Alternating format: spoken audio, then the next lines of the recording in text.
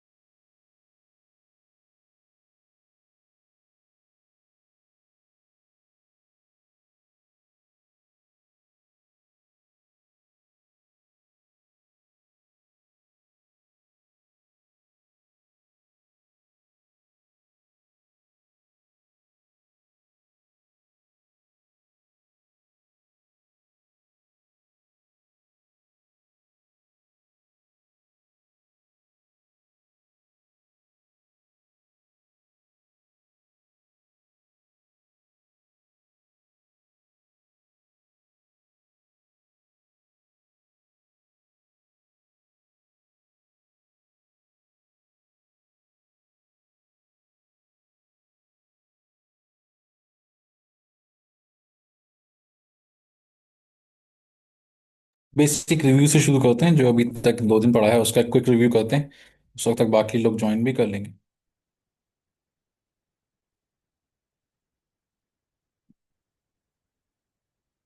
मेरी स्क्रीन दिख रही है आप लोगों को?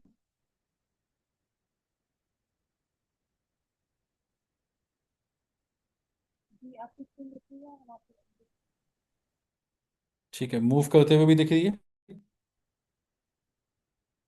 स्लाइड्स जी बिल्कुल। आगे जा रही हैं। ठीक है। ओके। सो अस्सलाम वालेकुम एवरीवन। और आज हमारा सेशन 3 है, introduction to astronomy and radio astronomy का एक क्विक ओवरव्यू लेंगे। फिर उसके बाद रेडियो टेलीस्कोप्स को डिस्कस करेंगे, और फिर जो है थोड़ा सा जो है पाइथन की तरफ जाएंगे। और कल पाइथन को फिर कंटिन्यू करेंगे। सो ऑलरेडी काफ़ी चीज़ें मिसेला ने आपको पढ़ाई हैं काफ़ी अच्छे तरीके से डिटेल में। बट जस्ट फॉर रिवीजन एक क्विक रिव्यू कर लेते हैं। कुछ कॉन्सेप्ट्स हम यूज़ भी करेंगे इसलिए। सो हमारी ऑब्जेक्ट्स हमारे नाइट स्काई में कौन कौन से आपको दिख रहे होंगे। सबसे बड़ा ऑब्जेक्ट जो हमें दिखता है हमारे यूजुअल नाइट स्काई में वो है सन, जो कि एक नियरेस्ट स्टार है हमारा। इनफैक्ट हमारा होस्ट स्टार है हमारे सोलर सिस्टम में, जहाँ पे अर्थ है उसका होस्ट स्टार है। उसके अलावा प्लैनेट्स हैं हमारे पास, 8 मेजर प्लैनेट्स हैं। और उसके अलावा ड्वार्फ प्लैनेट्स हैं और मुख्तलिफ ऑब्जेक्ट्स हैं हमारे पास। मून है, कॉमेट्स हैं, एस्ट्रॉइड्स हैं, बाकी चीज़ें भी हैं। उसके अलावा अगर आप नाइट स्काई भी देखते हैं और मुख्तलिफ इमेजेस देखते हैं तो आपको ऑब्जेक्ट्स स्टार, आपको बहुत सारे स्टार्स आपके स्काई में दिखते हैं। ये मुख्तलिफ किस्म के स्टार्स होते हैं, जिसमें जिसमें आप मुख्तलिफ कलर्स के स्टार्स होते हैं। यानी कलर टाइप बेसिकली उनका टेम्परेचर पे डिपेंडेंट कर रहा होता है। तो यूजुअली ब्लू स्टार्स जो होते हैं, क्योंकि ब्लू स्पेक्ट्रम जो हाईएस्ट एनर्जी में हमारा आ रहा होता है, ये सुपर हॉट होते हैं। येलो स्टार जो यूजुअली आप होते हैं आपके स्काई देख रहे होते हैं, तो वो आपके सूरज की तरह का एक होता है येलो स्टार। फिर आपके पास रेड स्टार्स कहलाते हैं, जो कि cooler but still very hot, मतलब कूल कूलर रिलेटिवली होता है। जो ऑलरेडी मिसेरा ने काफ़ी डिटेल में चीज़ें डिस्कस की थी। तो प्लैनेट्स देखने का कैसे पता चलेगा प्लैनेट्स हैं या स्टार्स हैं। प्लैनेट्स यूजुअली जो है स्टडी लाइट होती है, दे डोंट ट्विंकल। फिर दूसरा, अच्छा, प्लैनेट्स की जो अपनी लाइट लाइट प्लैनेट्स की अपनी लाइट बेसिकली नहीं होती, वो रिफ्लेक्ट होती है सन की। जिस तरह मून है उसकी अपनी लाइट नहीं है। हमारा मून जो है, जो जो हमें ब्राइट दिखता है रात को, वो बेसिकली सनलाइट को रिफ्लेक्ट कर रहा होता है। और तो मुख्तलिफ जो है हमारे पास ऑब्जेक्ट, जो इस तरह हम जो क्लासीफाई कर सकते हैं कि ये हमारा स्टार नहीं है, प्लैनेट है। और टेलीस्कोप वगैरह के जरिए भी आप इसको देख सकते हैं। अच्छा, फिर आपके पास जो है मून है। ये एक और प्रोमिनेंट होता है नाइट स्काई में, सबसे बड़ा यही होता है।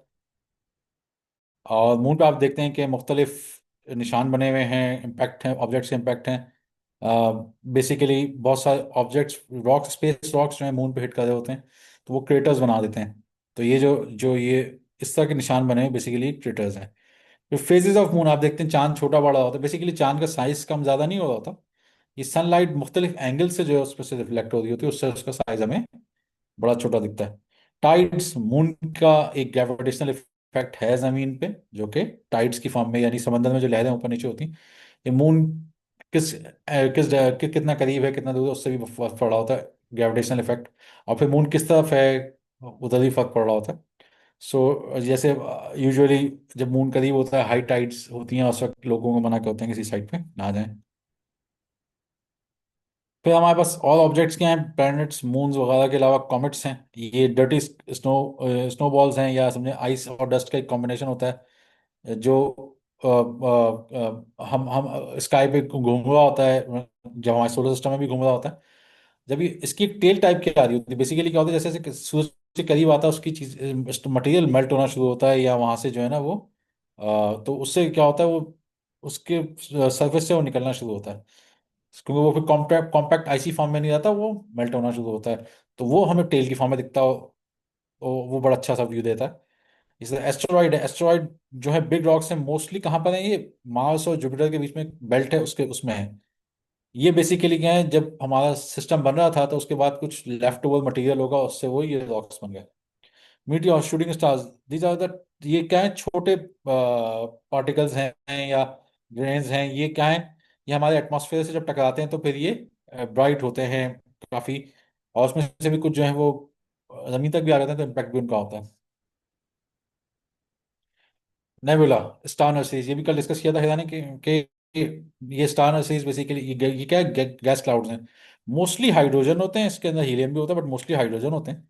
यही जो है वो कोलैप्स करके सेंटर में जमा होना शुरू होते हैं किसी भी रीजन से। जैसे हमारा जमीन, हमारा जो जो होस्ट नेबुला था जिससे हमारा सोलर सिस्टम बना है, उसमें मोस्टली हाइड्रोजन था, वो इतना बड़ा नहीं था, क्योंकि जब भी सूरज बना है, कोई बड़ा स्टार नहीं बना, एक मीडियम साइज स्टार बना है। बट उसमें हमने देखा कि हम, बट साइंटिफिकली हमारे सूरज के साइज के स्टार्स जब अगर बना है, तो जमीन, तो इस हमारे सिस्टम में इतना मेटल, इतना वाटर नहीं होना चाहिए था। इसका मतलब है कुछ चीज़ें पहले से वाटर शायद एस्टिमेटेड है कि सराउंडिंग में भी ऑलरेडी था उस वक्त क्लाउड्स की फॉर्म, एस क्लाउड का। बट देयर अ, फिर हैवी एलिमेंट्स कैसे आए, उसका उसकी थ्योरी है कि करीब कहीं सुपरनोवा, वो सुपरनोवा क्या है, बड़े स्टार्स जब अपनी लाइफ एंड करते हैं, तो वो अपना बहुत सारा मटेरियल फिर इजेक्ट करते हैं इन अ बिग एक्सप्लोजन। तो वहां से वो मटेरियल इजेक्ट होकर हमारे सिस्टम में भी आया, जिसने हमारे सिस्टम की फॉर्मेशन में कुछ इंग्रेडिएंट्स ऐड किए, और हमारे पास जो एक समझें कि सिस्टम इस फॉर्म में आया। सो दैट इज समथिंग कि एक पूरा सारी चीज़ें एक एक इंग्रेडिएंट्स जमा हुए सर्टेन वे में, और फिर ये लाइफ भी पॉसिबल हुई और बाकी चीज़ें पॉसिबल हुई, टेम्परेचर भी पॉसिबल हुआ, और जिस तरह से मटेरियल जो हमें चाहिए तो सब मिले हमारे। इवन बॉडीज में जो मटेरियल है, ये इस बहुत सारा मटेरियल जो है वो दूसरे सोलर सिस्टम्स में से आया हुआ है, क्योंकि हमारे पास आयरन है। आयरन हमारे सूरज की जो साइज है उसके हिसाब से आयरन नहीं होना चाहिए था, बट हमारी बॉडीज में भी, हमारी अर्थ पे भी है, और हमारे पूरे सोलर सिस्टम में भी चीज़ें मौजूद हैं। So a lot of material came into the cloud, जो कि हमारा होस्ट क्लाउड था, जिसने हमारा सोलर सिस्टम बनाया है। उस सोलर सिस्टम वाले के जो मटेरियल में बनने के मटेरियल में वो ऐड हुआ, हमारी चीज़ें फिर ये पॉसिबल हुई। सो उसके अलावा हमारे पास गैलेक्सीज हैं। गैलेक्सीज इस टेलीस्कोप वगैरह से देखें तो गैलेक्सीज हैं, दिखती हैं। तो ये बेसिकली क्या है, बहुत दूर गैलेक्सी, बहुत दूर हैं, और ये बेसिकली सिटीज ऑफ स्टार, जैसे हमारी अपनी मिल्की वे गैलेक्सी, इसमें बिलियंस ऑफ स्टार्स हैं। इसी तरह दूसरी गैलेक्सीज में भी बिलियंस ऑफ स्टार्स हैं, वहाँ होस्ट कर देना। और सेंटर में उसके यूजुअली एक सुपर मैसिव ब्लैक होल होता है, जिसके आप सराउंड में ब्राइटनेस होती है, और बीच में जो है वो एक ब्लैक होल होता है, तो उसको लाइट भी नहीं आती। तो अगर वो अच्छे टेलीस्कोप, जैसे आपने इवेंट होराइजन टेलीस्कोप में देखा होगा कि उसके सराउंड में ब्राइट था, जो मटेरियल बड़े फेमस हुए, और सेंटर में एक डार्क ऑब्जेक्ट था जिसमें कोई कुछ दिख नहीं रहा था। सो यूजुअली ये सुपर मैसिव ब्लैक होल होता है, मिलियंस ऑफ टाइम्स आपके सोलर मासेस का होता है। ये नॉर्मल ब्लैक होल जो बड़े स्टार्स कोलैप्स होते हैं उससे भी कई गुना ज़्यादा ये बड़ा होता है। ठीक है। अब आ जाते हैं इनविजिबल यूनिवर्स, यानी कि जो हमारा एक और टॉपिक है कि जो रेडियो एस्ट्रोनॉमी को बेसिकली टारगेट कर रहा है, क्योंकि फोकस वर्कशॉप्स हैं रेडियो एस्ट्रोनॉमी के लिए। एस्ट्रोनॉमी बेसिकली क्या है? हम खाली स्पेस में सिर्फ इंजॉयमेंट के लिए नहीं देखते, साइंटिफिक स्टडी के लिए बेसिकली हम देखें तो हम क्या कर रहे हैं, हम पास्ट को स्टडी कर रहे हैं।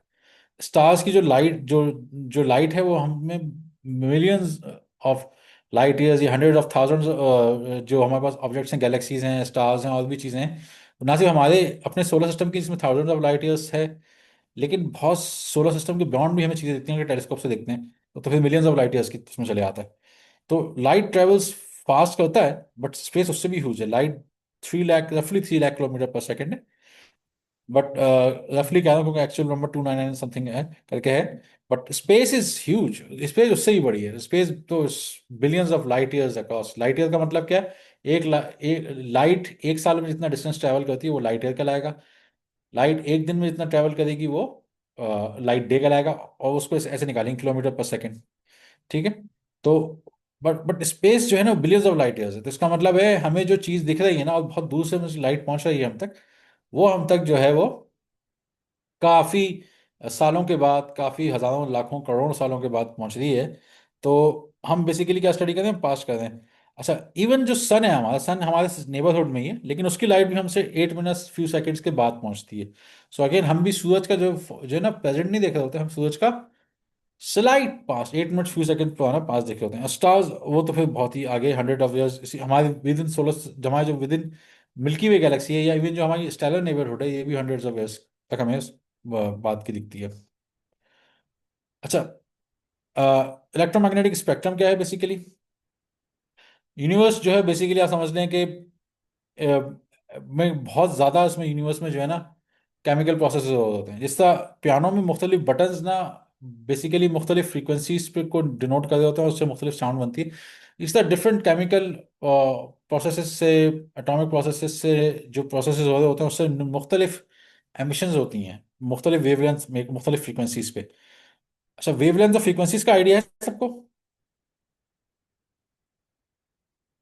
छोटा सा एक बताएं मैं थोड़ा सा, कि वेवलेंथ और फ्रीक्वेंसी का सबको आइडिया है, या थोड़ा सा आइडिया कराऊं? ठीक है, छोटा सा एक आइडिया करा देता हूँ जस्ट इन केस।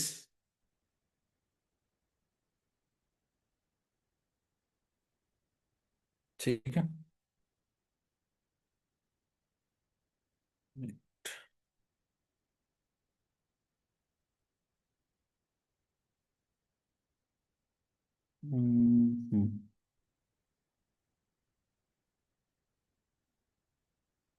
ओके, ठीक है, दिख रही है मेरी स्क्रीन?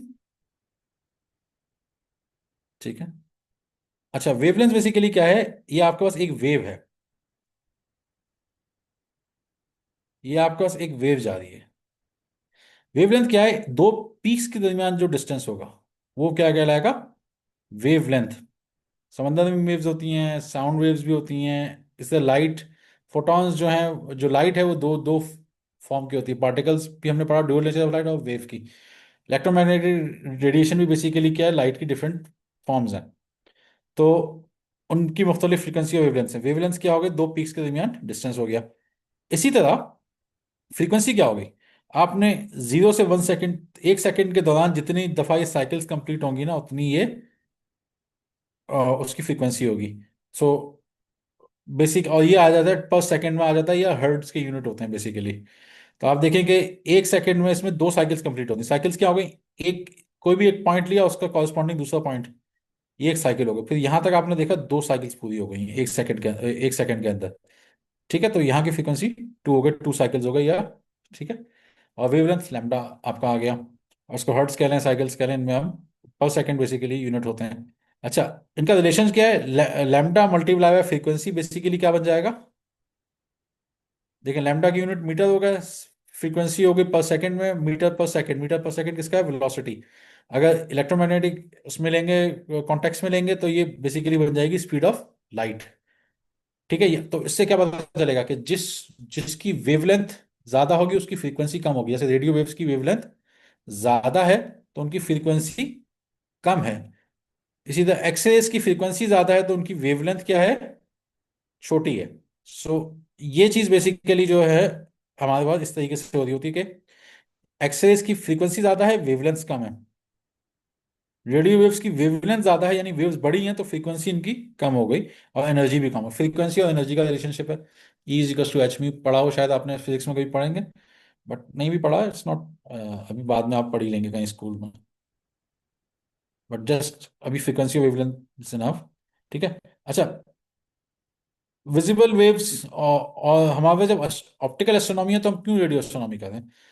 वेव, विजिबल लाइट या और भी हाई एनर्जी या हाई फ्रीक्वेंसी जो लाइट्स है ना, उसका मसला ये होता है वो उनकी वेवलेंथ छोटी होती है, वो पार्टिकल से इंटरेक्ट इंटरेक्ट करते हैं। हमें डीप स्पेस में देखना है, बीच में क्लाउड भी आ रहा है और दूसरी चीजें आ रही हैं तो वो उसको ब्लॉक कर देता है। बट रेडियो वेव्स बड़ी होती हैं और ये एक तरह से गुजर जाती हैं उस जगह से। ठीक है। तो they are like a herd of elephants, अगर एलिफेंट्स अगर उनके बीच में डस्ट आ भी जाए तो उनको फर्क नहीं पड़ता। बट एंट्स को अगर डस्ट आ जाता है सामने तो वो एंट्स के लिए रिकॉर्ड बन जाता है। इनविजिबल तो ये इनविजिबल इसलिए, और अच्छा इसमें क्या होता है, बाज़ दफा आपके पास मल्टी वेवलेंथ एस्ट्रोनॉमी में क्या करते हैं, क्यों और एक और फायदा होता है, मुख्तलिफ साइंटिफिक प्रोसेस में देखने को मिलते हैं। जैसे अगर इसी इमेज में आप देखेंगे, यहाँ पे आपको एक्सरे भी दिख रहा है, और आपको रेडियो वेव लोब्स की फॉर्म में दिख रहा है, और ये विजिबल इमेज है आपका जो हमें उसका सेंटर दिखा रहा है। उसके एक्सरे हाई एनर्जी प्रोसेसेस हो रहे होते हैं बहुत ज़्यादा। इसी तरह रेडियो में हम देख रहे होते हैं कि रेडियो लोब्स बने हुए हैं, ये डिफरेंट अगेन फिजिकल प्रोसेसेस को कर रहा होता है। इस तरह इंफ्रारेड भी होता है, जहाँ पे अगर यूजुअली गैलेक्सीज में वहाँ पे जहाँ स्टेलर पॉपुलेशन स्टार फॉर्मिंग हो रही होती है वहाँ पे वो बड़ा काम आता है। हम बड़े बड़े रेडियो एंटीनाज यूज करते हैं, टेलीस्कोप यूज करते हैं, क्योंकि वो मैं इसको बताता हूँ कि हम बड़े टेलीस्कोप्स या ये मल्टीपल टेलीस्कोप्स क्यों यूज करते हैं, ये अभी आपको उसमें दिखाता हूँ। बेसिकली हमें हाई रेजोल्यूशन इमेज चाहिए होता है। जितना बड़ा हमारे पास टेलीस्कोप होगा उतना अच्छा हमारी लाइट कलेक्शन होगी, उतना अच्छा हमारा व्यू बनेगा। और फिर रेजोल्यूशन रेजोल्यूशन भी डिस्कस करते हैं। और बट रेडियो टेलीस्कोप बड़ा बड़ा बनाने की एक लिमिट, ऐसा नहीं कि हम पूरे सिटी के बराबर बनाते हैं। तो उसके लिए हम फिर क्या करते हैं, एक और टेक्निक यूज करते हैं, इंटरफेरोमेट्री या एरे बनाते हैं। उसमें क्या करते हैं, बहुत सारे एंटीनास को का डाटा जो है को जो आपस में सिंक करते हैं किसी ऑब्जर्वेशन के लिए, और वहां से भी हमें जो डाटा मिलता है वो अच्छी रेजोल्यूशन का होता है और सेंसिटिविटी भी अच्छी होती है उसकी। सेंसिटिविटी का मतलब है कितने कितनी फेंट ऑब्जेक्ट्स को वो देख ट्रैक कर सकता है। और रेजोल्यूशन लेकिन बहुत इंपॉर्टेंट है, वो ये बताता है कि हम कितनी ऑब्जेक्ट, दो ऑब्जेक्ट्स के दरमियान आप किस तरह डिस्टिंक्शन कर सकते हैं। ठीक है। अब आ जाते हैं। अच्छा, अगर आपके स्कूल इंटरेस्टेड हैं तो हमने एक स्कूल में एक्सपेरिमेंट ऑलरेडी भी किया है, अभी हमने और भी जो है ये लास्ट वर्कशॉप में भी डिस्कस किया था। कोई स्कूल के आप छोटा सा टेलीस्कोप खुद भी बना सकते हैं। उसमें आपको क्या चाहिए होगा, एक सैटेलाइट डिश एंटीना चाहिए होगा जो ऑलरेडी मिले हुए हैं। L N B, K U band L N B हमने यूज़ किया था एक स्कूल के लिए, और सैटेलाइट डिश एंटीना 2 फीट का यूज़ किया था। के यू बैंड से फायदा ये होता है आपको छोटा एंटीना चाहिए, तो सी बैंड में जो होता है आपको बड़ा एंटीना चाहिए होगा थोड़ा सा। ठीक है, उसकी वेवलेंथ थोड़ी सी बड़ी होती है, के यू बैंड की छोटी होती है, हर्ट्ज तक भी ज़्यादा होता है। सी बैंड तो वो थोड़ा सा फर्क आएगा। But K U band L N B ले उसका 2 फीट डिश भी चल जाएगी। सैटेलाइट फाइंडर एनालॉग वाला सस्ता मिलता है, 2,500-3,000 का मिल जाता है। कोक्सियल के केबल्स कनेक्ट करने के लिए आप एक पावर सोर्स जो कि 12 वोल्ट की बैटरी या कुछ भी आपको काम आ जाएगा, उसको आप तार छील के आप सेटेलाइट फाइंडर से लगाएंगे। कोई यूजुअली रिसीवर भी लगा सकते हैं, और रिसीवर 3-3,500 का अलग से आएगा। टोटल हमारा जो बजट था स्कूल के लिए वो अंडर 6,000 हमें वो टेलीस्कोप रेडी हो गया था। तो इस तरह का वो टेलीस्कोप हमने बनाया था। अगर आप टेस्ट करना चाहिए, एलएनबी लगा हुआ है साथ में इसके ये डिश। अगर आपका स्कूल में प्रोजेक्ट करना चाहें, हम ये जो हमने ये मैनुअल है ये शेयर किया हुआ है आप मटेरियल्स के साथ, वो भी देखना चाहें आप देख लें। सैटेलाइट फाइंडर है। अब उसको आप क्या करेंगे, सूरज की तरफ करेंगे तो आपको सिग्नल मिलेगा और वो आपको सैटेलाइट फाइंडर में नीडल मूव करेगा, और कहीं उसको अवे करेंगे तो वो मूव नहीं करेगा। ठीक है। तो ये क्या है basically, connect the L N B, look closely at the L N B listener part, it is a connector sticking out carefully screw. मतलब आपको जोड़ने का तरीका है कि आप इसको कैसे करेंगे। एक तरफ एल एन बी से आप कनेक्ट करेंगे, कनेक्ट एल एन बी को कनेक्ट करेंगे आप डिश पे। ठीक है। और वहां से केबल आप कनेक्ट करेंगे सेटेलाइट फाइंडर में, और सेटेलाइट फाइंडर से पावर सोर्स पे करेंगे और उसको जो फिर चलाएंगे। बट एक चीज का करना है कि this is safe but never look directly source. हम तो सन डिटेक्ट करने का बना रहे हैं, बस सन डिटेक्ट करने के लिए आप एंटेना को उस तरफ करें, खुद अपनी आंखें उस तरफ ना करें। ठीक है। और एक और चीज करनी है कि खुद से आपने ये काम नहीं करना, ये टीचर के साथ आपने मिलकर पावर सप्लाई या जो भी चीज़ इसके साथ आपने खेलना है, तारों के साथ कुछ भी खुद से ट्राई नहीं करना। अगर आप अंडर 18 हैं या कुछ हैं, सो यूजुअली आप सुपरविजन में काम करें। और आप एक्सरसाइज ये कर सकते हैं कि आप क्वाइट स्काई पे करें, नाइट स्काई पे करें, या फिर दिन में करें। दिन में आप सूरज के से अवे करके करें और सूरज की डायरेक्शन में करें, आपको सिग्नल में वेरिएशन मिलेगी। ठीक है, तो आप इसको ट्राई करिएगा और उसको चेक करिएगा क्या है। ये हमने उर्दू में भी इसका मैनुअल का उसमें ट्रांसलेट किया हुआ, उसको भी चाहे तो आप देख लें। ठीक, इसमें कोई क्वेश्चन है किसी का? ठीक है, अपने स्कूल को अगर चाहें तो आप हमारे, अगर आपका स्कूल एक्टिविटी में इंटरेस्टेड है, 10-15 स्टूडेंट्स के लिए अगर एक एक्टिविटी कराना चाह रहे हैं स्कूल वाले इस तरह की, और उस मैनुअल को फॉलो करना चाह रहे हैं, तो हम बजट में रीइंबर्समेंट कर सकते हैं उनको। But you have to be कि आपका स्कूल जो है उसमें इंटरेस्टेड हो, और जो है वो कुछ बना के हमें प्रोग्रेस दिखाए। So it will be good. आप अपने स्कूल को ये वीडियो दिखाएं, मैनुअल दिखाएं, और बोलें कि हमें ये बनाने के लिए फंड मिल सकता है, और हम इसको सर्टिफिकेट भी देंगे, स्कूल को भी सर्टिफिकेट देंगे कि they did that project. So that will be something really good for you your school, के आपको इंटरनेशनल एस्ट्रोनॉमिकल यूनियन ओएडी की तरफ से सर्टिफिकेट मिलेगा। और उसके अलावा हमारे साथ जो मजीद पार्टनर्स हैं उनका भी उसमें होगा। एनडी है, कॉस्मी साइंस सोसाइटी हैं, और भी हमारे साथ हैं। इवन ग्रीस से हमारे मेंबर्स हैं, चाइना से। हमारे पास एक काफ़ी इंटरनेशनल बड़ी कोलैबोरेशन है। तो आप लोगों के लिए बड़ा अच्छा होगा, स्कूल्स के लिए भी। तो उसको पार्टिसिपेट उसमें वो करें। आप सूरज को देखेंगे तो आप ब्राइट लाइट, क्योंकि वो हाई टेम्परेचर भी होता है, फिर हाई फोकस लाइट होती है। आपका जो जो आई है, रेटिना है, उसके अंदर उसकी एक सर्टेन लिमिट होती है ब्राइटनेस बर्दाश्त करने की, इंटेंसिटी ऑफ लाइट बर्दाश्त करने की। सो इट विल बर्न आपने, तो दैट्स उसकी सेफ्टी के लिए ज़रूरी है कि उसको उसमें ना देखें। उसका यही है कि पहले एस्ट्रोनॉमी में आप जो है वो एक्टिविटीज़ में पार्टिसिपेट करें, रिसर्च में पार्टिसिपेट करें, या और दूसरी एक्टिविटीज़ में पार्टिसिपेट करें, तो वहाँ से फिर अपॉर्चुनिटीज़ खुद ही निकलती जाती हैं। एंड पहला स्टेप हमने आपको प्रोवाइड किया ऑलरेडी। आपके पास एक अच्छा स्टेप है कि आप एक्सरसाइजेस कंप्लीट करें, असाइनमेंट्स कंप्लीट करें, तो आपको एटलीस्ट उसका सर्टिफिकेट मिलेगा जो आपको आगे इन ऑर्गेनाइजेशन में काम आने में हेल्प करेगा कि you have shown some interest और आपने कोई एक्टिविटीज कंप्लीट की हैं। इससे आपका स्कूल पार्टिसिपेट करे, टेलीस्कोप बनाए, हम उसको फंडिंग भी रिइंबर्स करेंगे, सर्टिफिकेट्स भी देंगे। So that will help your school as well कि आप वो भी मैप पे आए। ठीक है, अब आ जाते हैं, कुछ और टॉपिक्स भी हैं हमारे पास, फिर उसको डिस्कस करते हैं। ठीक है, ये फ्रीक्वेंसी और वेवलेंथ था। फिर एक और कॉन्सेप्ट आता है एम्पलीट्यूड। एम्पलीट्यूड बेसिकली क्या है? जो मीन पास से जो वेव की हाइट बन रही है, वो उसका एम्पलीट्यूड है। यहाँ पे देखें, इसका एम्पलीट्यूड लिखा हुआ है। ये जो उसकी हाइट बन रही है वो उसका एम्पलीट्यूड है। ये सिंपल इसका एम्पलीट्यूड का कॉन्सेप्ट है। अब ये अभी बाद में डिस्कस करेंगे, पाइथन पे जब आएंगे कुछ एग्जांपल्स दी हुई हैं कि कोड से आप कैसे कर सकते हैं। ये इंट्रोडक्शन टू एस्ट्रोनॉमी डिस्कस करा था। ये मैं एग्जांपल जो आपको बताया था कि विजिबल लाइट की वेवलेंथ छोटी होती है, एनर्जी ज़्यादा होती है, बट वो इंटरेक्ट कर सकती है डस्ट से। जैसे छोटी आंट्स हो गई, वेवलेंथ छोटी हैं तो वो डायरेक्ट कर गई। और रेडियो वेव्स लाइक एलिफेंट्स हैं, वो बस गुजर जाती हैं, उनको फर्क नहीं पड़ता ये इंटरेक्शन से। अब आ जाते हैं, how do telescopes, radio telescopes work.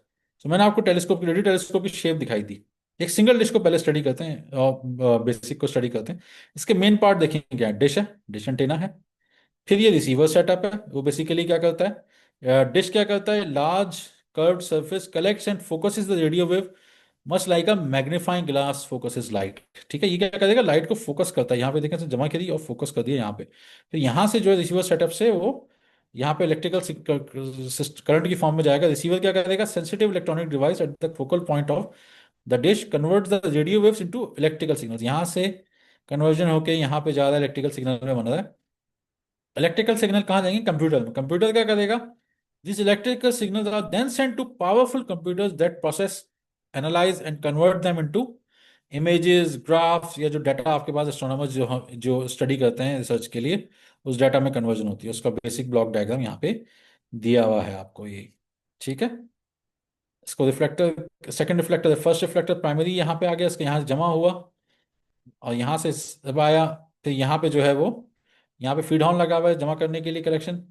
Secondary reflector ने यहाँ से जो है वो जमा करा और यहाँ भेज दिया उसको। अच्छा, बिफोर स्टडिंग रेजोल्यूशन के रेजोल्यूशन क्या है, हम स्टडी करते हैं कि ये, हम इसको रेजोल्यूशन को मेजर किन चीज़ों में करते हैं। हाँ, आपने डिग्रीज का कॉन्सेप्ट पढ़ा होगा ज्योमेट्री में। सर्किल में कितने होते हैं डिग्रीज? सर्किल में कितने डिग्रीज होते हैं?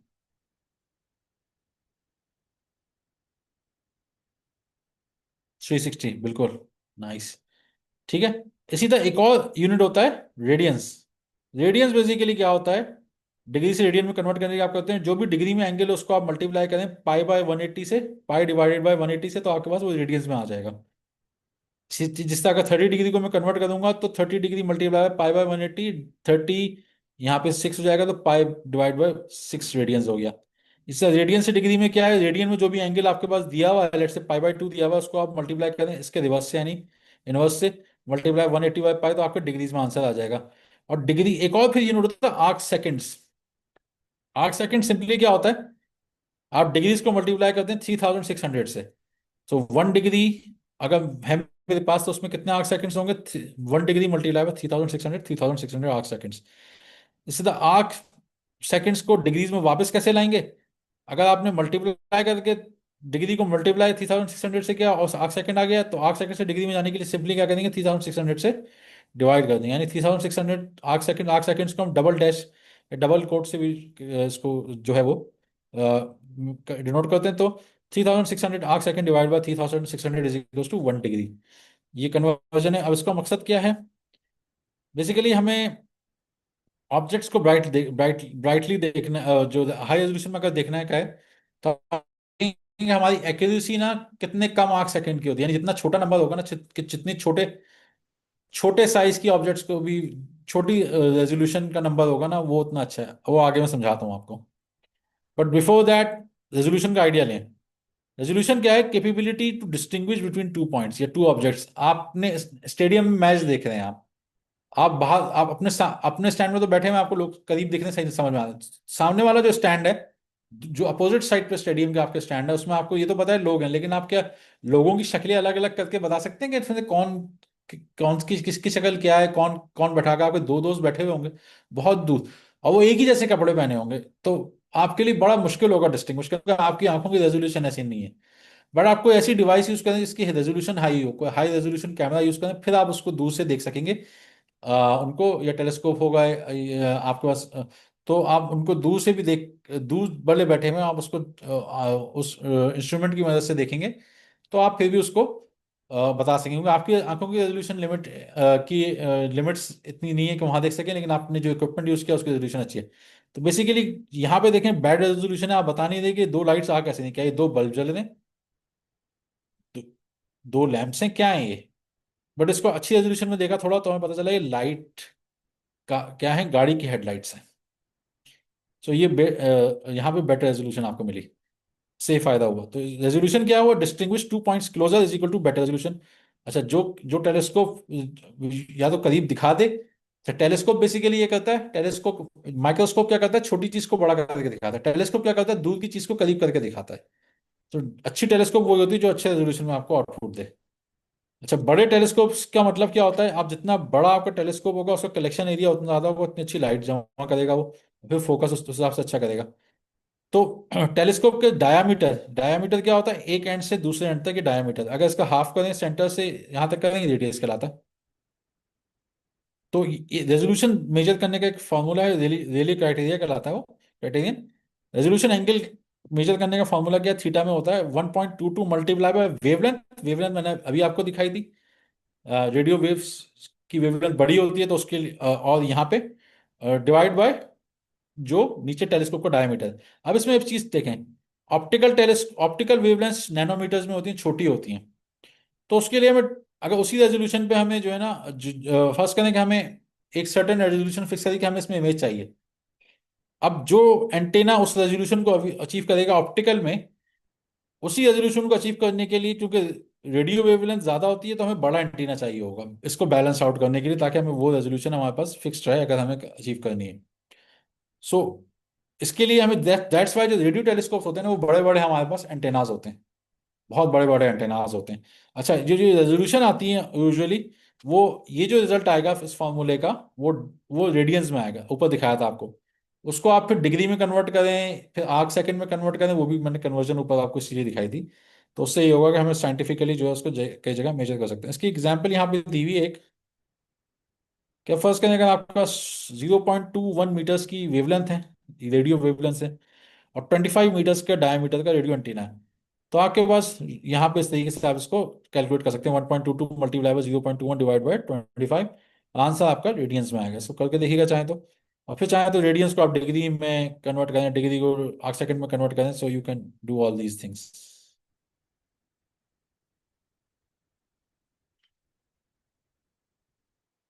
ठीक है, एग्जाम्पल भी दिए, इसको हम समझते हैं। अच्छा, एक एक एक, एक हमने एक छोटा सा एक अगर लैम्प, अगर वेवलेंथ फिक्स करें और डायमीटर एंटीना का चेंज करें,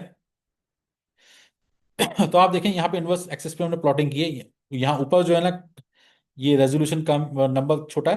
मैंने बताया ना, रेजोल्यूशन का जितना नंबर छोटा होगा आर्क सेकेंड्स में, उतनी अच्छी रेजोल्यूशन है। और जितना बड़ा होगा, उतनी उतनी जो है बुरी है। तो ये बुरे से शुरू होता है, छोटा का एंटीना है, डायमीटर डायमीटर यहाँ पे जो है ना लेफ्ट से छोटे से बड़ा जा रहा है। तो ये ग्राफ पढ़ना भी आपको अच्छा सीधा आ जाएगा। यहाँ भी देखेंगे एक्सिस जरूर, बाज जगह क्या होता है, छोटे से बड़ा ज्यादा होता है वाई एक्सिस पे। यहाँ पे उल्टा है, वाई एक्सिस जो है वो नीचे जो है बड़ा, 0 पॉइंट से जो है वो बड़ा है, और छोटे की तरफ जा रहा है। और यहाँ पे जो है वैसी कन्वेंशन जो है वो लेफ्ट पे छोटी होती है और राइट पे बड़ी जा रही होती है। ये हमें फॉलो की। अब यहाँ देखें कि जैसे जैसे आपकी डायमीटर बढ़ते जा रहा है, आपका रिजल्ट अच्छा होता जा रहा है। बेस्ट रेजोल्यूशन तब मिलेगी जब आपका जितना बड़ा हो सकता है वो बन जाए। But there is a problem. हम कुछ शहरों के बराबर टेलीस्कोप्स नहीं बना सकते कि हम बहुत अच्छी चीजें अचीव करें। जैसे इवेंट होराइजन टेलीस्कोप ने एक दूर गैलेक्सी का ब्लैक होल विजुअलाइज किया था। जो इमेजेस सबने देखे थे, याद है किसी को कि इवेंट होराइजन टेलीस्कोप ने इमेज दिखाए थे? बट उस जैसी इमेज के लिए हमें बहुत अच्छी रेजोल्यूशन चाहिए थी, और उसकी रेजोल्यूशन के लिए एस्टिमेट किया गया था कि कई कंट्रीज के बराबर जो है ना टेलीस्कोप होगा। बट वो प्रैक्टिकली पॉसिबल नहीं है ना, हम तो शहरों के बराबर नहीं बना सकते, कई कंट्रीज के बराबर बराबर कैसे बनाएंगे? उसका तरीका क्या है, हम बहुत सारी टेलीस्कोप दूर दूर लगाते हैं। कई उस केस में तो कई मुल्कों में लगी हुई थी, ठीक, दूर दूर मुल्कों में लगी हुई थी। यहाँ हम चाहें तो अगर अच्छा अचीव करने के लिए एक बड़े एरिया में आपका, जैसे अ, या छोटे शहर के बराबर कोई जगह है, या पूरे बड़े शहर के बराबर जो है मुख्तलिफ में मुख्तलिफ यूनिवर्सिटीज में टेलीस्कोप्स लगे हुए हों, या एक ही बड़ा सा ग्राउंड, जैसे बलूचिस्तान में ले ली कोई जगह, वहां पे कई किलोमीटर के रेडियस में जो है वो आपने कई एंटीना लगा दिए, और उनके सिग्नल्स को कंबाइन करके पावरफुल टेलीस्कोप बना लिया जिसकी हाई रेजोल्यूशन हो।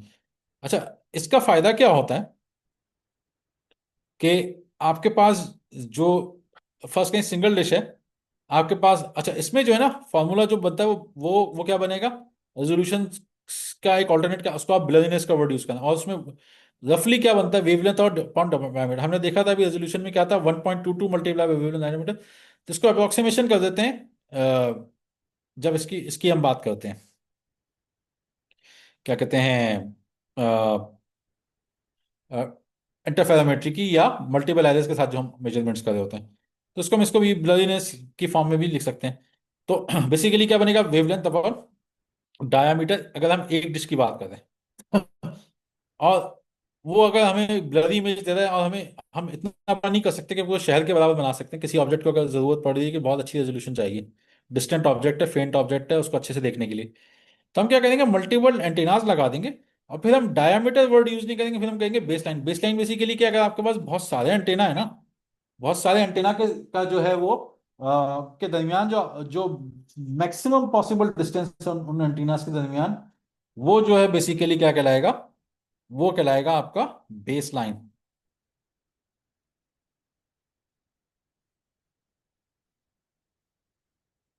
सॉरी, हाँ, मल्टीपल एंटेनाज हैं, बहुत डिस्टेंस पे हैं, उनमें जो मैक्सिमम डिस्टेंस जो है वो बेसलाइन कहलाएगा। तो जितना बेसलाइन ज्यादा होगा, यानी जितनी दूर आपके पास एक एंटीना पेयर बना हुआ होगा, उतनी अच्छी उधर से वो रेजोल्यूशन आपको मिलेगी। और फिर वो कंप्यूटर बेसिकली सिग्नल्स कंबाइन करता है उनके। डिफ्रैक्शन का एक कॉन्सेप्ट है,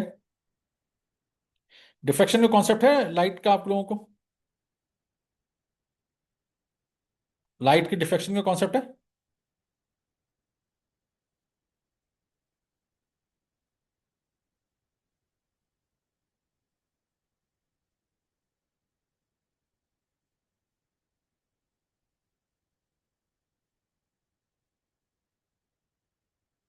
ठीक है, डिफ्रैक्शन बेसिकली मैं बता देता हूँ।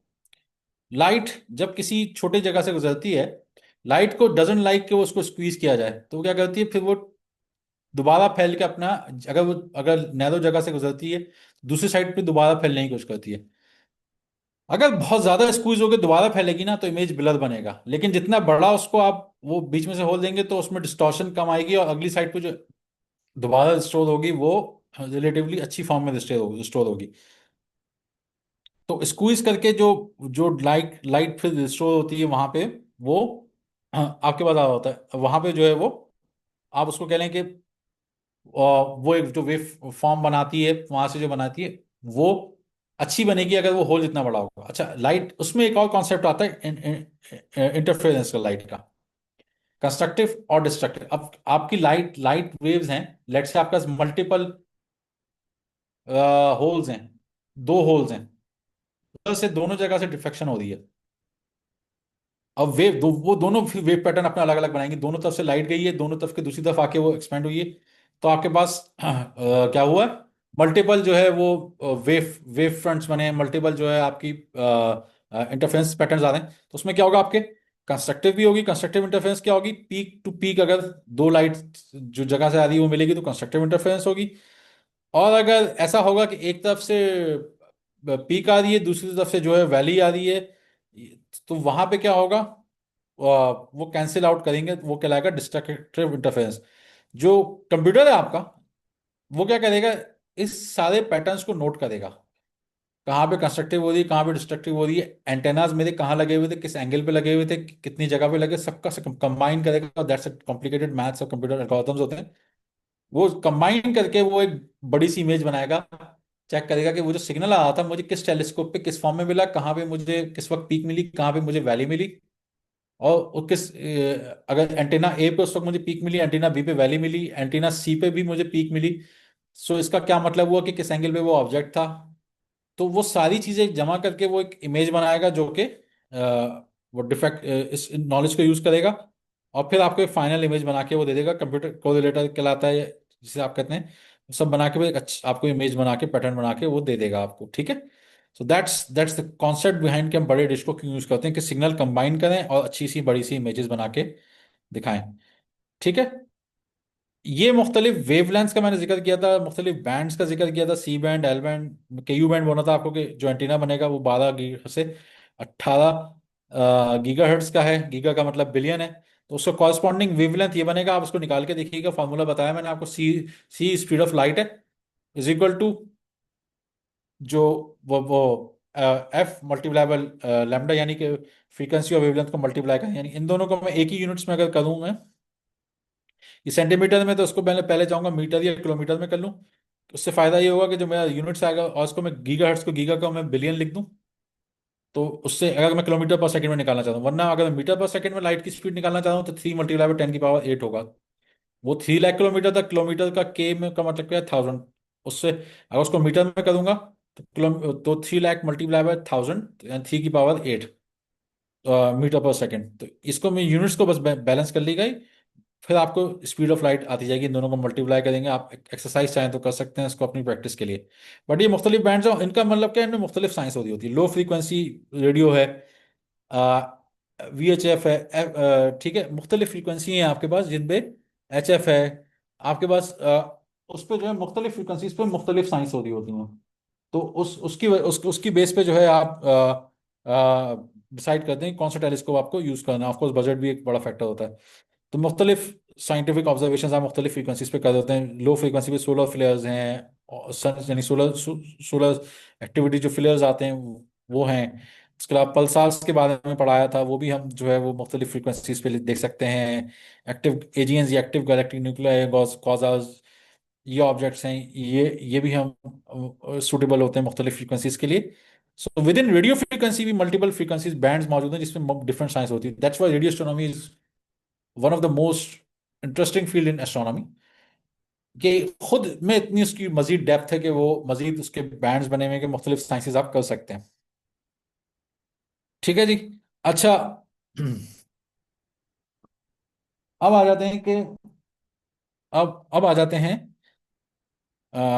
एक मिनट, थोड़ा सा छोटा सा ब्रेक लेते हैं, अजान हो रही है अभी, 1 मिनट का।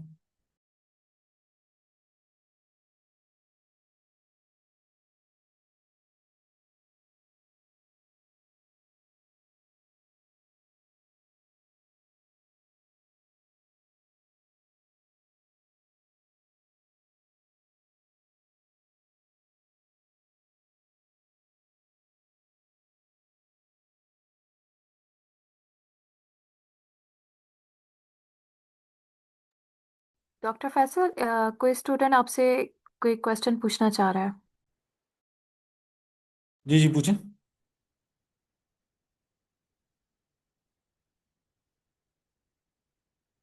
अ, कोई क्वेश्चन पूछते हैं, कहीं पूछें।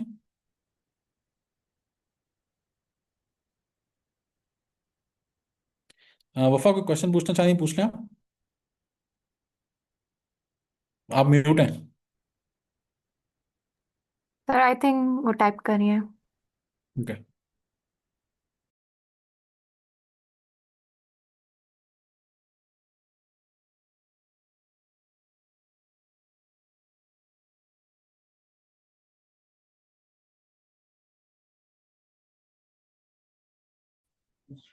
I was asking uh, I was asking why are radio waves so important in astrology? अच्छा, पहली चीज ये कि हम एस्ट्रोलॉजी नहीं करते, हम Sorry, एस्ट्रोनॉमी करते हैं। ठीक है। astronomy. Astrology is more like a fraud, it's not a science और एनीथिंग, इट्स मोर बुरों को बेवकूफ बनाने के लिए। एस्ट्रोनॉमी में इसलिए यूज करते हैं, मैंने अभी दिखाया आपको, दोबारा स्क्रीन शेयर करता हूँ। So hopefully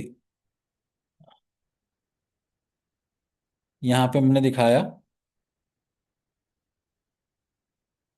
with in astronomy हम जो है काफ़ी सारे, जो रेडियो एस्ट्रोनॉमी, हम काफ़ी सारे जितनी चीज़ें हैं सब रेडियो बैंड्स हैं, मुख्तलिफ साइंस कर सकते हैं। दूसरा, और उसका एक वजह, रीज़न क्या है, हमारे पास स्पेस में जो है, स्पेस में भी हमारे पास बड़े क्लाउड्स होते हैं। अब मसला ये होता है, छोटी वेवलेंथ जैसे विजिबल लाइट हो गई, इट्स लाइक आंट्स, वो इंटरेक्ट करती है क्लाउड से, तो उसके आगे वो नहीं देख पाती। जैसे आप आसमान पे अपनी आंखों से देखेंगे, क्लाउड आ जाएगा तो आपको उसके दूसरी तरफ चीज दिखेगी नहीं। सिमिलरली स्पेस में भी बड़े बड़े क्लाउड्स हैं। तो जब लाइट टेलीस्कोप्स, जब किसी ऑब्जेक्ट की लाइट वहां से आती है, तो बीच में उसको लाइट वो रोक लेती है। स्पेस में जो क्लाउड्स हैं वो रोक लेते हैं, हमारे वो टेलीस्कोप तक नहीं पहुंच पाती। लेकिन इसी तरह अगर वो उस ऑब्जेक्ट में रेडियो वेव्स भी एमिट कर रहा होगा वो ऑब्जेक्ट, और वो मुख्तलिफ केमिकल प्रोसेसेस जो हैं, मुख्तलिफ एस्ट्रोफिजिकल प्रोसेस जो है मुख्तलिफ वेवलेंथ कर रहे होते हैं, तो उसमें रेडियो वेव्स भी अगर एमिट कर रहा होगा, तो वो उन क्लाउड से भी होते हुए हमारे टेलीस्कोप तक पहुंच जाएगा। सो दैट्स वाई वी हम लोग उसको फिर देख सकेंगे। इसलिए हमें मुख्तलिफ वेवलेंथ्स पे चीज़ें देखनी होती हैं, हमें मुख्तलिफ इंफॉर्मेशन मिलती है, और रेडियो एस्ट्रोनॉमी पे हमें बहुत डीप स्पेस की इंफॉर्मेशन भी मिल जाती है, बड़े कोल्ड कोल्ड यूनिवर्स और डीप यूनिवर्स की इंफॉर्मेशन भी हमें मिल जाती है। ठीक है, क्वेश्चन आंसर हुआ वफा? Yes. ठीक है, ओके। सो अब आते हैं थोड़ा सा पाइथन स्टार्ट करते हैं। अच्छा, पाइथन स्टार्ट करने के लिए ना, आप साथ के साथ करते जाएं, बट अदरवाइज रिकॉर्डिंग्स आपके पास मौजूद हैं और वर्कबुक्स भी आपके पास ही मौजूद होंगी। सो आप उसको देख के कर सकेंगे, बट अगर हैं तो बहुत अच्छा, मैं आपको स्क्रैच से दिखाता हूँ। गूगल पे जाएं, आप सर्च करें गूगल कोलैब। ठीक है, गूगल कोलैब का वेबसाइट ये भी है, बट आप गूगल कोलैब को सर्च करें, ये आ जाएगा, colab.research.google.org। हम ऑलरेडी लॉग इन हुए हैं, वरना आपसे पूछेगा कि लॉग इन करें, आप लॉग इन हो जाएगा, बट लॉग इन है ऑलरेडी। हम बोलेंगे हमें न्यू नोटबुक यूज करनी है। ठीक है, थोड़ा सा टाइम दें इसको स्टार्ट करने के लिए। इसने ये कोडिंग की जगह हमें दे दी है, यहाँ पे हम जो है मजीद कोडिंग के एरियाज बना सकते हैं, न्यू टेक्स्ट है, कोड मजीद ऐड कर सकते हैं। बट अभी यहाँ पे अगर मैं लिखूँ प्रिंट, ठीक है, और मैं लिखूँ डबल कोट्स में या सिंगल कोट्स में हेलो वर्ल्ड, और फिर मैं इसको करूँ, तो मेरे पास यहाँ पे ये देखें प्रोसेस कर रहा है।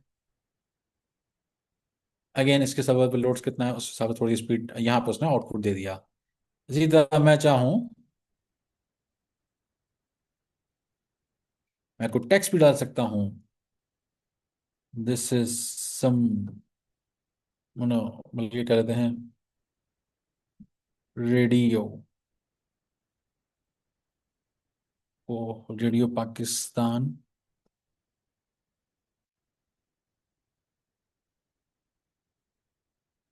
कोहोर 2।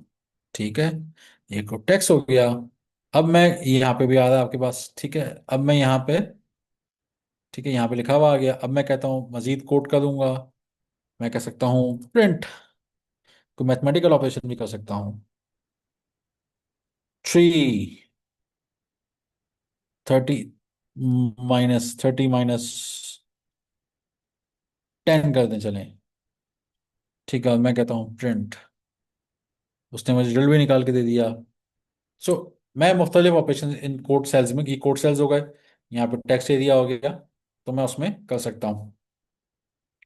इसी तरह अब यहाँ पे जो है, हमने जो ये मैंने जानबूझ के वर्कबुक पूरी बनाई है ना, वो इसी में बनाई है। ये मैं शेयर भी कर दूंगा, और सबसे हमने शेयर भी की हुई है। तो उससे ये फायदा होगा, आपको आइडिया होगा कि इसमें कोड कैसे बना है, सारे सेल सब उसी से मैंने बनाए हैं, इसमें ऐड करते गया। सो अगर टॉकिंग टू पाइथन अगर हमने करना, तो सबसे बेसिक स्टेटमेंट क्या है हमारी, प्रिंट की कमांड है, जो मैंने आपको अभी दिखाई थी। ठीक है, इसको इसको भी यहाँ चलाते हैं। प्रिंट किया मैंने, ये क्या करेगा, सब चीज़ें प्रिंट करेगा, hello world, Python is fun, I am learning to code. ठीक है।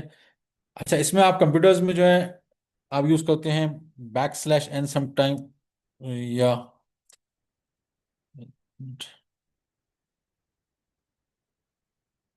एन, ये न्यू लाइन के लिए हो गया। अब मैं इसको चलाऊंगा तो क्या करेगा, ये देखें, हेलो वर्ल्ड, न्यू लाइन बना दी, ये इसके लिए है। अगर मैं एक और थोड़ा सा फन और चेंज करूं, मैं बोलूं टैब /t है टैब के लिए, तो ये क्या करेगा, टैब आ गया। और भी मैं चीजें कर सकता हूँ मैं चाहूँ तो। ठीक है। सो दिस इज, आप इसको ट्राई करिएगा, खेलिएगा, मुख्तलिफ चीजें ट्राई करिएगा इसमें। इस तरीके से आप करेंगे प्रिंटिंग करके। अच्छा, आपको बाज दफ़ा इंफॉर्मेशन स्टोर करनी होती है, तो आप मैथ्स में आपकी यूज़ कर सकते हैं। मैथ्स में आपने वेरिएबल पढ़े होंगे अलजेब्रा में। इसी तरह प्रोग्रामिंग में भी वेरिएबल्स होते हैं। पाइथन में एक फ़ायदा ये है, आपको उसको बता, सी लैंग्वेज या दूसरी लैंग्वेज में आपको बताना पड़ता है ये इंटीजर है, ये स्ट्रिंग है। बट पाइथन में आप सिंपली क्या करते हैं, नाम डिक्लेयर किया आपने वेरिएबल का, उसमें जो डाटा डाल देगा खुद ही वो उसकी टाइप को गेस कर लेगा कि ये स्ट्रिंग है, ये इंटीजर्स हैं। तो अब मैं हमने यहाँ देखा कि यहाँ पे हमने सिर्फ प्रिंट किया था। अगर प्रिंट के साथ कॉमा लगा के मैं और भी चाहूँ तो नई इंफॉर्मेशन ऐड कर सकता हूँ। यहाँ मैंने बोला, पहले मैंने सिंपल किया, स्ट्रिंग बनाया माई नेम इज, और उसको पास किया यहाँ पे, और कॉमा लगा के मैंने इसको वेरिएबल पास कर दिया। यानी वेरिएबल काम करेगा ऐसे ही जैसे यहाँ पे जो वैल्यूज जा रही हैं, जो जो टेक्स्ट हमारा था। अभी ये क्या करेगा, माई नेम इज अदनान। ठीक है, आपका नाम है वफा, माई नेम इज वफा। ठीक है। एज क्या है, इसको एज कर देते हैं, लेट से आपकी 10 ही होगी, बस देखने से लग रहा है। तो 10 years old। ठीक है, 9. 9 years old। ठीक है, आपके पेट है कोई, Yes, I have a pet turtle. नाम क्या है? My pet's name is Ada. ठीक है, ठीक है, ये हो गया। ये सारी इंफॉर्मेशन आपकी इस तरीके से प्रिंट हो गई। यहाँ पे वेरिएबल बनाया एडा, उसमें स्ट्रिंग पास किया, टेक्स्ट पास किया, और यहाँ पे उसको पास कर दिया, कॉमा लगाया और उसको पास कर दिया। यहाँ पे मैं और भी कुछ कर सकता हूँ, लेट्स से, बल्कि अभी ठीक है, गुड इनफ अभी इसको उतना। या मैं इसको वैसे ऐड कर सकता हूँ चीज़ें, मैं चाहूँ बोल दूँ कि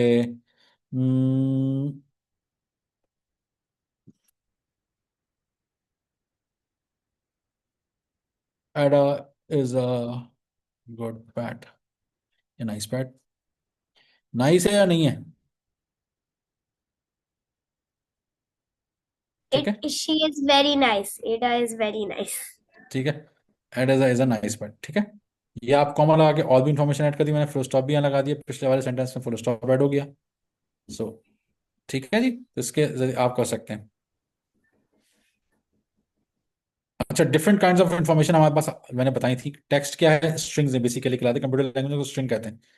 इसी तरह होल नंबर्स जो होते हैं, उनको यहाँ पे हम इंटीजर डाटा टाइप से आते हैं। फिर सॉरी, फिर नंबर्स हमने देखा कि डेसिमल भी होते हैं 2.5, 3.14, 0.5, तो उनको हम क्या कंप्यूटर की लैंग्वेज में हम क्या कहते हैं, फ्लोट्स कहते हैं। तो हमारे पास कौन मेन टाइप्स कौन से हो गए, strings, integers and floats. Strings are basically text, हमने अभी यूज किया था नेम्स के लिए।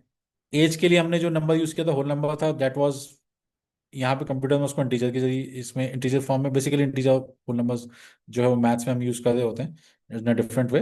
तो इंटीजर नेगेटिव भी हो सकते हैं, पॉजिटिव भी हो सकते हैं, ठीक है। सो सिंपल सिंपल करने के लिए इसका बताया गया। बट डेसिमल नंबर्स हो गए, फ्लोट्स, ये आपके पास इस डेसिमल की फॉर्म में आ जाते हैं। तो आप मुख्तलिफ टाइप्स यहाँ पे आप देख रहे हैं कि this is a string, this is an integer whole number, this is a float, this is a boolean. Boolean क्या होते हैं, ट्रू फॉल्स। बाज दफा कंडीशन होती है कि इफ समथिंग इज ट्रू और फॉल्स। जैसे अगर मैं कोई क्वेश्चन पूछूं, क्या आपको वेजिटेबल अच्छी लगती है नहीं लगती, तो अगर मैं बोलूं सिर्फ दो ही ऑप्शन है, यस और नो, तो यहाँ पे मैं क्या यूज करूंगा, ट्रू एंड फॉल्स, बुलियंस, ठीक है। तो हम इस टाइप्स को देखते हैं आउट। हम यहाँ पे देखा नेम, एज हमने वेरिएबल पास किया, एज टेक्स्ट लिखा और वेरिएबल पास किया।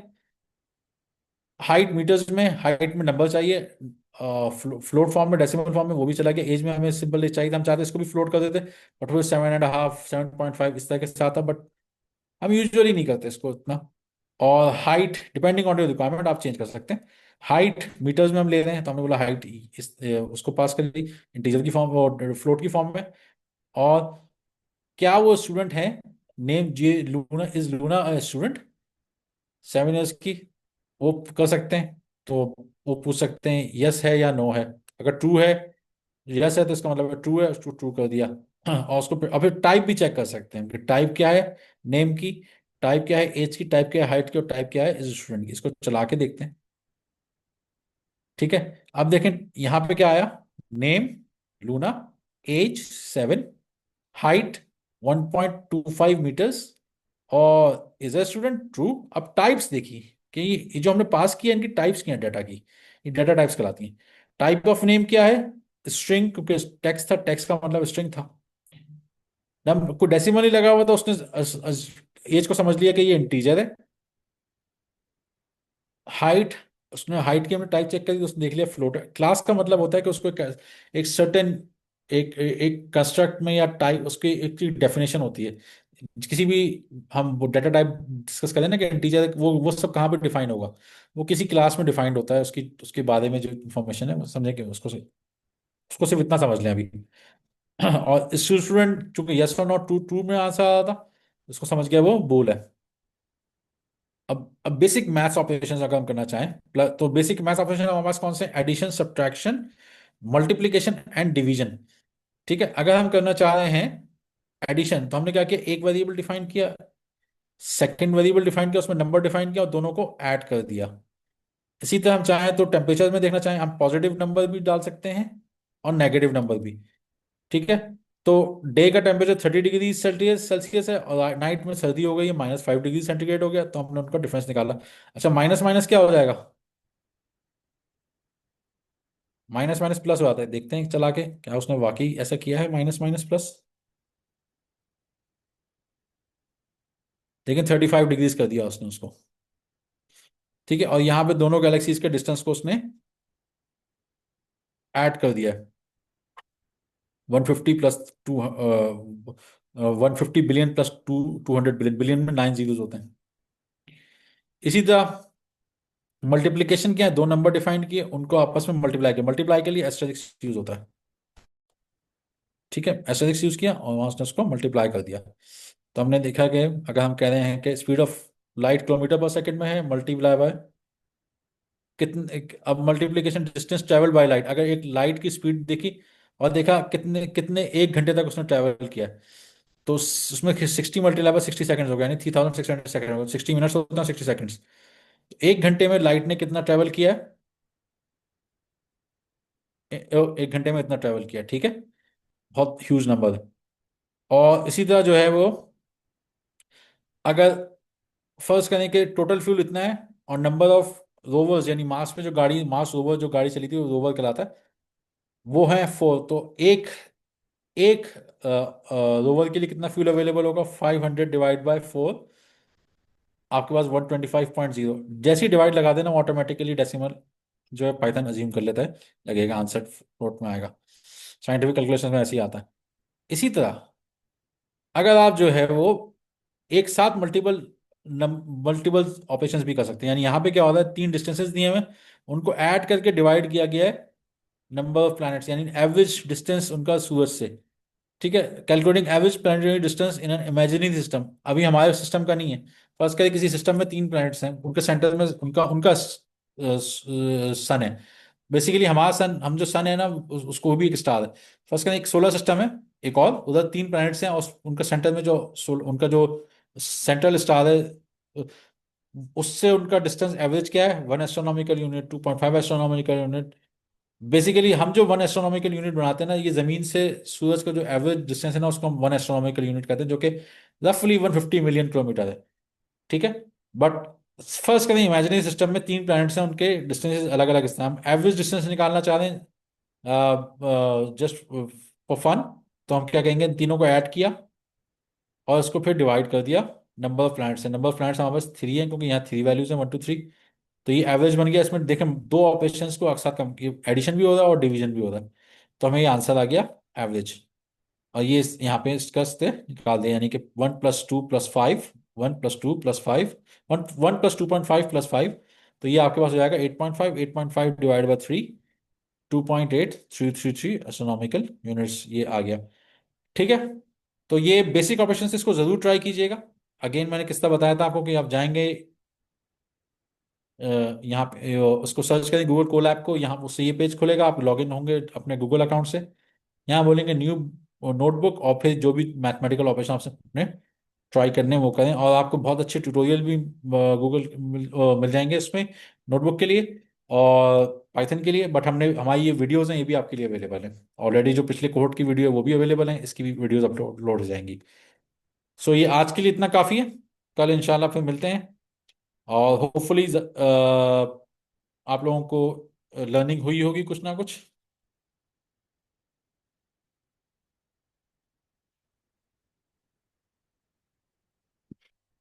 ठीक है, तो कल मिलते हैं। और यस वफा, आप जो है इसको रीड करें, अच्छा है, आपको ऑप्टिकल और रेडियो टेलीस्कोप का डिफरेंस पता चलेगा आप लर्निंग के लिए। अच्छा, इस असाइनमेंट्स भी जो करें ना, आपको असाइनमेंट पाइथन का भी मिलेगा, उसमें दिया हुआ ऑलरेडी। बट आप कल के बाद आपकी पाइथन और अच्छी हो जाएगी, तो आप उसको असाइनमेंट को इजीली कर लेंगे। जो भी एक्टिविटी है वो आपकी लर्निंग के लिए है, उसको उसको फन एक्टिविटी के तौर पे लें और उसको कंप्लीट करने की कोशिश करें। तो हमने इसलिए दिए कि अच्छा है कि उस एक तो कि हमें भी पता लगेगा कि आपकी लर्निंग कैसी हुई है हमारे पढ़ाने से। दूसरा, आपको भी पता लगेगा कि कॉन्फिडेंस डेवलप होगा कि आप कुछ सॉल्व कर सकते हैं। सो होपफुली सारे लोग असाइनमेंट अटेम्प्ट करेंगे, और आपको फिर असाइनमेंट्स की बेस पर सर्टिफिकेट भी मिलेंगे। और सर्टिफिकेट्स आपके लिए अच्छा यूजफुल होंगे, कभी कभी फ्यूचर में भी काम आएंगे। ठीक है, थैंक यू।